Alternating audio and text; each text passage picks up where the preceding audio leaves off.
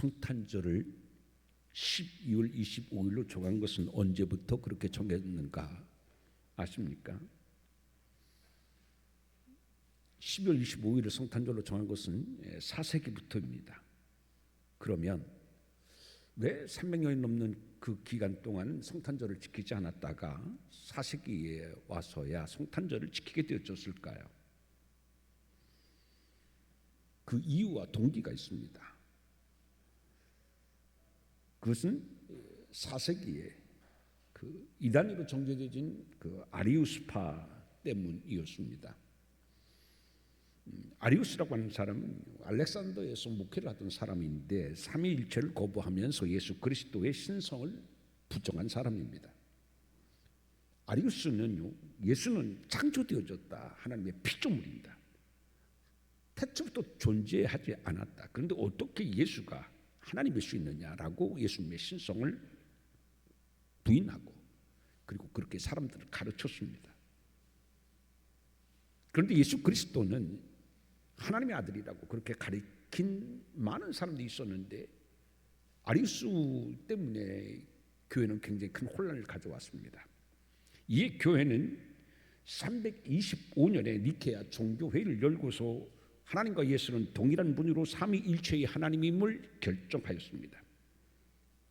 그리고서 많은 그 당시의 목회자들이 모여가지고서 이 삼위일체의 하나님에 대한 결정을 찬성한다고 하는 서명을 했는데 이 아리우스는 끝까지 이 결정을 반대하고 서명하지 않아. 그래서 교회는 그를 이단으로 정죄하였습니다. 그리고서 교회는 성자 예수의 신성을 강조할 필요성을 느끼게 되어졌고 그 신성을 강조하는 하나의 사례로 예수 그리스도의 탄생일을 강조하게 되어졌습니다. 이것이 오늘날 예배적 전통으로 이어져 오고 대림전 전통이 확립되어진 이유인 것입니다. 대림전은 성육신하신 아기 예수의 의미를 되살리면서 재림하실 예수님을 기다리는 기간입니다. 그래서 대림절의 특징은 기다림에 있습니다. 구약의 유대인들과 예수님 당시의 사람들은 메시아를 기다렸습니다. 오늘 우리의 대림절의 의미는 다시 오실 재림의 예수를 기다리고 있는 것입니다.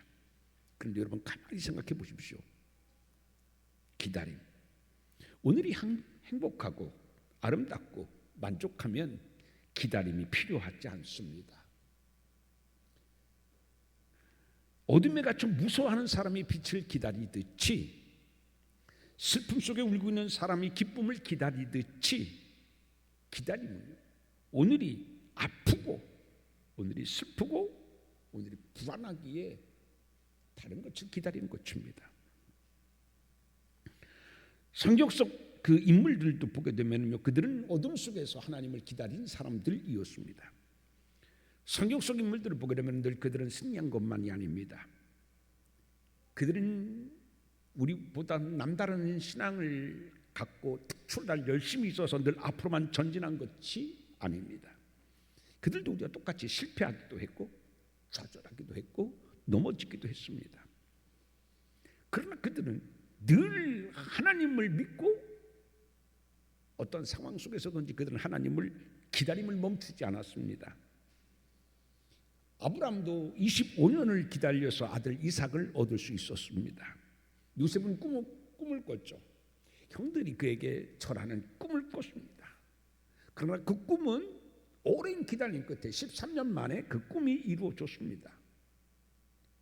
모세는 바로의 궁전에서 도망쳐서 그 40년을 기다린 끝에 하나님으로부터 쓰임을 받았습니다. 노아는 신실한 믿음으로 120년을 변함없이 기다렸기에 홍수 속에서도 유일하게 구원받는 가족이 되어졌습니다.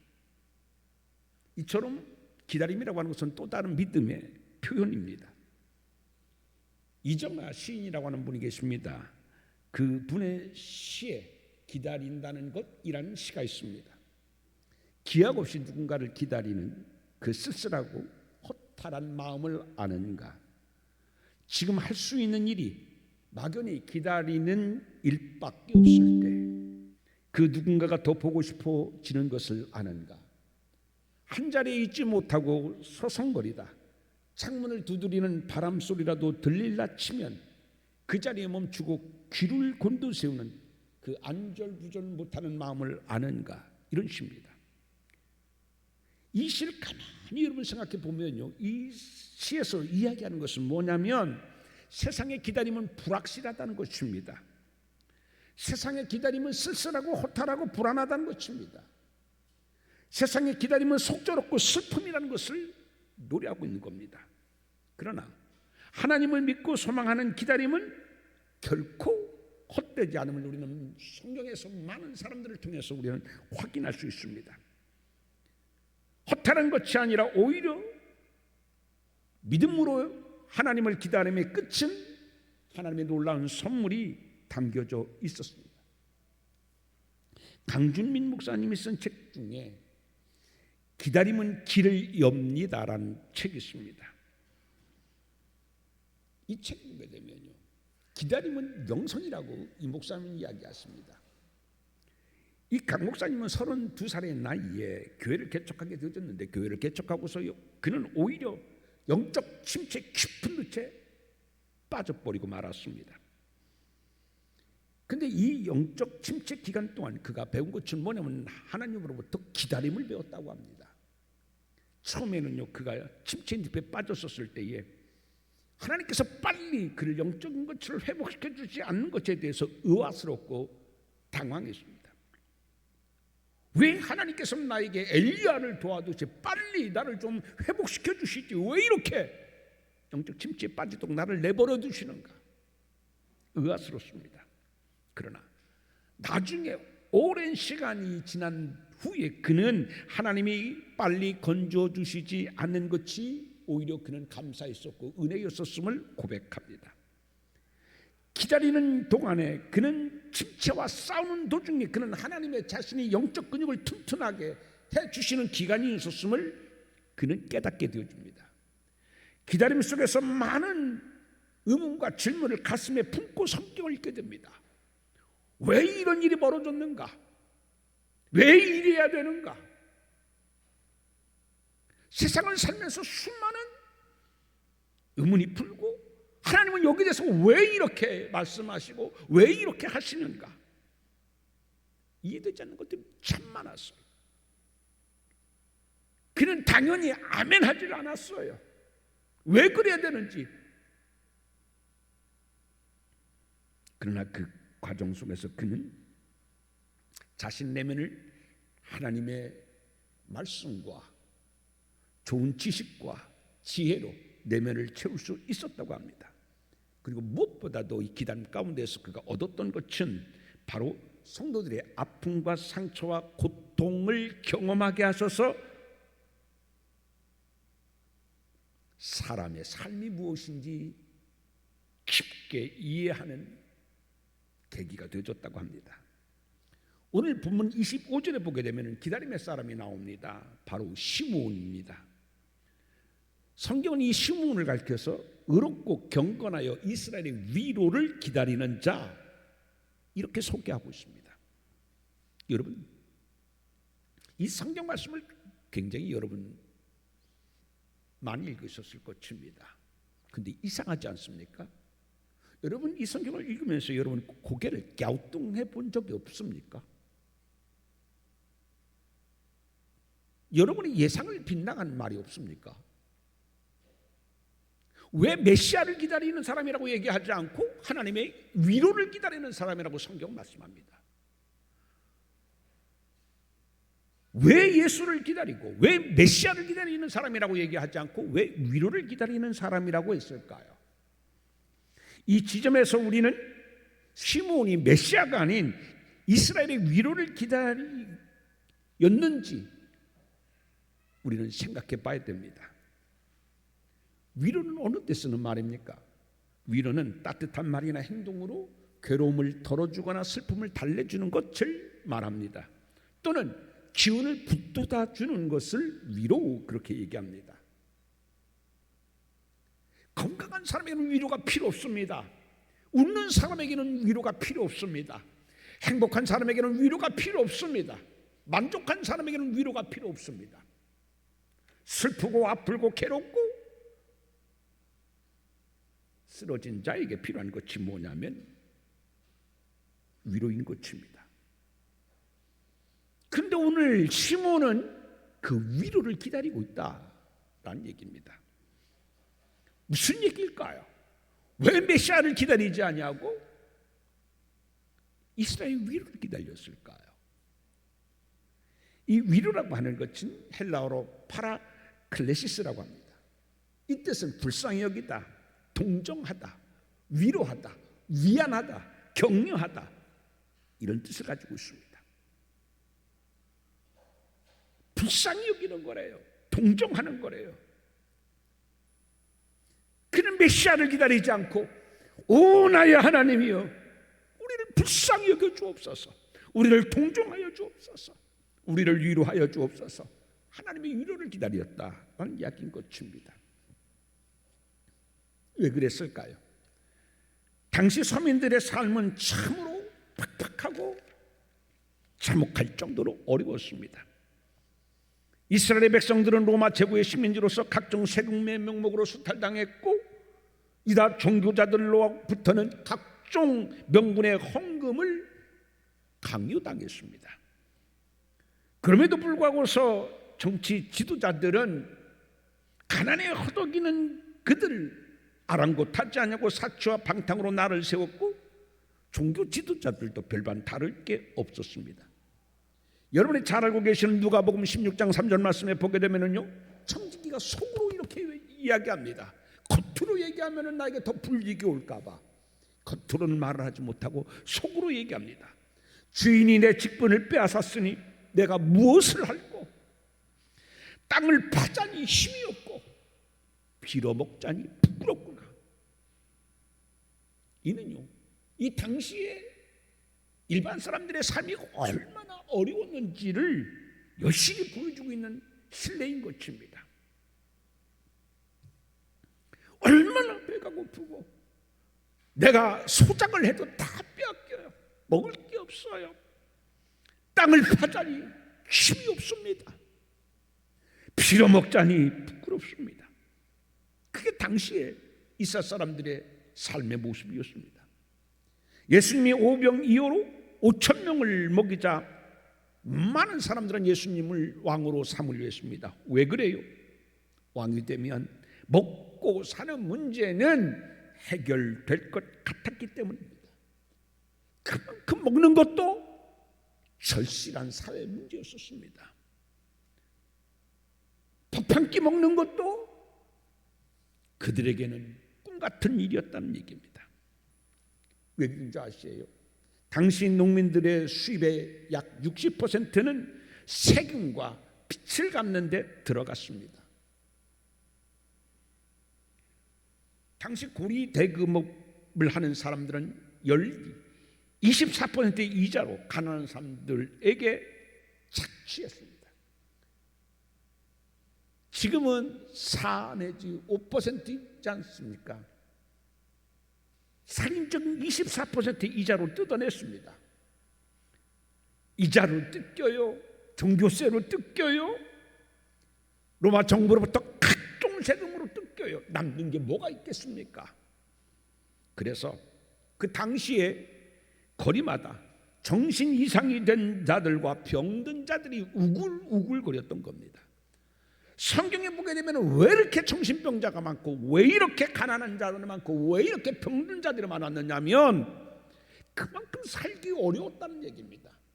살기 어렵다 보게 되니까 정신마저도 온전하지를 못해요. 온전한 정신으로는 도저히 살아갈 수 없었던 그렇게 힘든 참혹한 시대였던 것입니다.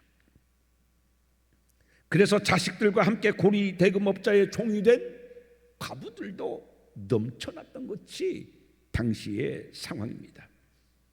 그래서 예수님께서는 마태복음 11장 28절에서 뭐라고 말씀합니까? 수고하고 무거운 짐진 자들아 다 내게로 오라. 수고라는 뜻은 뭡니까? 수고라고 하는 것은 힘들고 애쓰다가 지친 상태입니다. 더 이상 힘을 낼 수가 없어요. 더 이상 힘을 낼 수가 없어요. 힘 힘을 낼 수 없는 사람에게 힘내라고 합니다. 무의미한 얘기죠. 이 사람들은 힘을 내고 싶어서 힘을 낼 수 없었습니다. 그만큼 소진됐고 탈진되었습니다. 이렇게 종교 지도자나 정치 지도자나 그 누구 하나 이스라엘 위로가 되어지지를 않았습니다. 종교에도 희망이 없고 정치에도 희망이 없었습니다. 시므온은 오로지 우리 이스라엘 위로는 하나님밖에 없다고 하는 사실을 알았습니다. 그래서 그는 하나님의 위로를 기다렸던 겁니다. 그는 날마다 하나님 앞에 하나님이여 우리를 긍휼히 여겨 주옵소서, 우리를 불쌍히 여겨 주옵소서, 우리를 동정하여 주옵소서.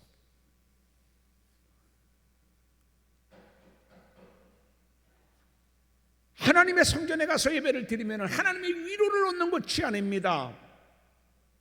각종 무거운 수고의 짐만 그들은 더 크게 떠안고 왔습니다. 진정 위로를 찾아볼 수가 없었습니다. 마음이 아픈 시몬은 날마다 이를 위해서 기도했던 것이 바로 본문의 말씀입니다. 그래서 이스라엘 위로를 기다렸다라는 얘기인 겁니다. 위로를 기다렸었던 시몬에게 하나님은 어떻게 응답하셨습니까? 여러분 26절 말씀입니다. 같이 읽어봅니다. 시작. 그가 주의 그리스도를 보기 전에는 죽지 아니하리라 하는 성령의 지시를 받았더니, 여러분 여기 말씀에 보게 되게 되면 예수님 그리스도를 보게 될 것이다, 예수님을 보게 될 것이다. 이스라엘 위로를 기다렸는데 응답이 뭐예요? 그리스도를 보게 될 것이다, 예수를 보게 될 것이다 라는 응답을 받았습니다. 여러분 예수라고 하는 이름은요 히브리어로 여호수아입니다. 여호수아의 뜻이 뭡니까? 여호와가 도우시다. 이게 여호수아 뜻이고 예수의 뜻이에요. 종교 지도자들도 정치 지도자들도 이스라엘의 그렇게 팍팍하고 힘들고 어려운 것을 돌보지 않고 돕지 않고 위로하지 않았지만, 그러나 시므온아 내가 너의 기도를 들었다. 종교 지도자로부터 위로받지 못하고 정치 지도자로부터 위로받지 못하는 것 내가 위로하겠다. 그 위로로 주로 보내주신 분이 누굽니까? 그분이 예수, 그분이 그리스도라는 이야기입니다. 사랑하는 성도 여러분, 우리를 위로할 분은 오직 하나님밖에 없음을 우리는 잘 압니다. 우리를 도울 분은 누구밖에 없어요? 오직 예수밖에 없습니다. 오늘날 많은 사람들도 치열한 생존 경쟁 속에서 불안과 두려움을 안고 살아가고 있습니다. 이 치열한 생존 경쟁 속에서 어떤 사람은 낙오되기도 하고 넘어지기도 하고 쓰러지기도 하고 뒤처지기도 하면서 뜻대로 살아보지 못하고 많은 상처 아픔을 경험하면서 사람들은 살아가고 있습니다. 오늘도 지구 한편에서는 전쟁으로 무고한 사람들이 목숨을 잃어가고 있습니다. 올해 초에 4년제 대학이나 2년제 전문대 졸업자 중에서 취업한 사람은 몇 퍼센트인 줄 압니까? 26.3%밖에 되지 않습니다. 나머지의 젊은이들은 취업 걱정으로 오늘도 그늘진 삶을 살아가고 있습니다. 우리나라의 국가 빚이 얼마인 줄 압니까? 몇 조인 줄 압니까? 무려 1,100조가 넘었습니다. 설상가상 한국은행은 내년 우리나라의 경기 및 그리고 경제 전망을 어둡게 보고 있습니다.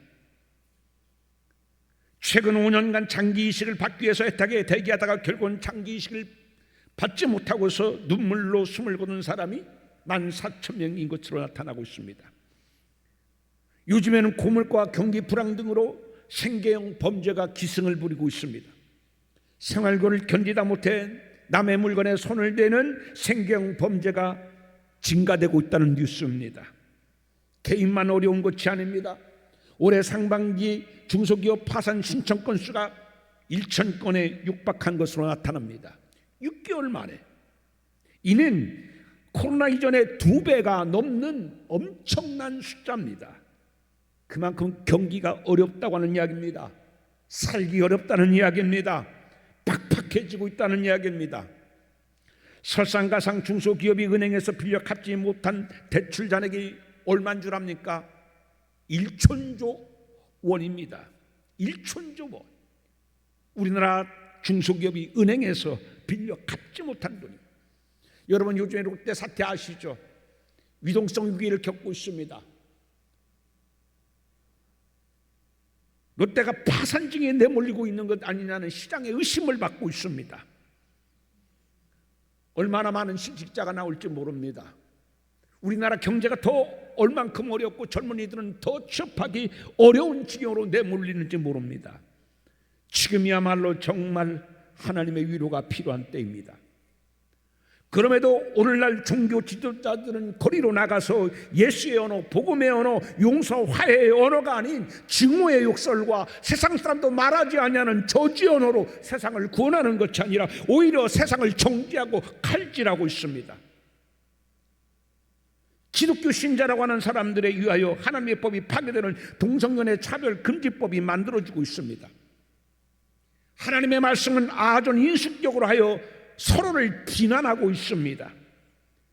대통령의 권한과 입법의 권한이 똑같이 부패함에도 불구하고서 교회는 구원의 본 모습을 잃어버리고 오히려 양편으로 나누어 싸우고 있는 것이 오늘 교회의 모습입니다. 정말 하나님의 위로가 필요한 어둠의 시대에 우리는 살고 있습니다. 이 시대에 진정 필요한 사람은 시므온처럼 의롭고 경건하여 하나님의 진정한 위로를 기다리는 사람입니다. 참 복음은 사라지고 진리가 아닌 것이 진리인 것처럼 외쳐주고 있는 시대에 시몬 같은 사람이 필요합니다. 요즘 저는 새벽 기도를 하면 정말 슬프고 아픕니다. 참 진리를 잃어버리고 참교의 모습을 잃어버리고 복음의 언어가 아닌 예수의 언어가 아닌 살리는 생명이 아닌 언어가 아닌 증오와 저주의 언어. 오늘날 사람들은 이를 가리켜서 개독교라고 합니다. 그럼에도 불구하고 교회는 새로워지질 않고 있습니다. 예수 믿는 사람들에 의하여 하나님의 법이 파괴되어지는 법이 거침없이 양심없이 만들어지고 있습니다. 누가 뭘 받았네 안 받았네, 얼마나 많은 사람들의 서민이 마음을 아프게 하고 있습니까? 예수님의 시대와 똑같은 시대에 우리는 살고 있습니다. 진정한 말씀에 깨어 분별해야 됩니다. 교회의 모습은 무엇이어야 되는지, 교회는 어떻게 처신해야 되는지, 교회에서 외쳐야 될 소리는 무엇인지.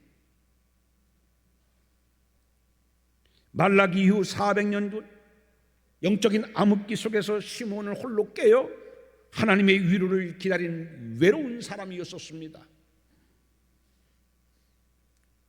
그의 이러한 마음을 지지해주고 알아주는 사람이 없었지만 그래도 그는 홀로 영적인 400년의 암흑기 속에서 하나님 앞에 무릎을 꿇고 하나님이여 이 땅을 구원하소서, 하나님이여 이 땅을 위로하소서, 그렇게 기도한 사람입니다. 그리고 그는 마침내 하나님의 위로인 아기 예수를 보게 된 겁니다. 오늘 아기 예수를 안고 시몬은 이방을 비추는 빛이요 주의 백성 이스라엘 영광이라고 하나님 앞에 찬양을 드립니다. 예수님만이 빛이요 우리의 영광이요 우리의 유일한 위로라는 사실인 것입니다. 여러분, 대림절입니다. 우리는 무엇을 기다려야 됩니까? 여러분은 무엇을 기다리고 계십니까? 다시 오실 예수 그리스도를 여러분은 진정 기다리고 계십니까? 불법과 죄로 물들여진 진리가 아닌 것에 진리인 것처럼 하는 이 땅에 정말 하나님의 위로가 임하기를 기도하고 있습니까? 힘들고 어렵게 살아가는 사람들에게 하나님의 위로가 임하기를 기도하고 있습니까? 내가 기도하는 것은 무엇인지, 내가 기다리는 것은 무엇인지, 이 시간 우리는 대림절에 우리 자신을 돌아다 봐야 됩니다. 시므온처럼 의로운 신앙인이 되어 저주와 불법의 이 땅에 하나님의 위로로 치유되기를 위하여 우리는 기도해야 됩니다. 시므온처럼 경건한 신앙인이 되어 하나님의 위로가 강물처럼 흘러 징후로 피폐해진 이 세상을 사랑으로 넉넉히, 생명으로 넉넉히 적시도록 기도해야 됩니다. 이게 대림절 기간 동안 우리가 해야 할 거룩한 소명인 것입니다. 사랑하는 성도 여러분, 시므온처럼 하나님의 진정한 위로가 이 땅에 임하기를 위하여 기도하는 귀한 여러분 되어지기를 주님의 이름으로 축원드립니다. 기도합니다.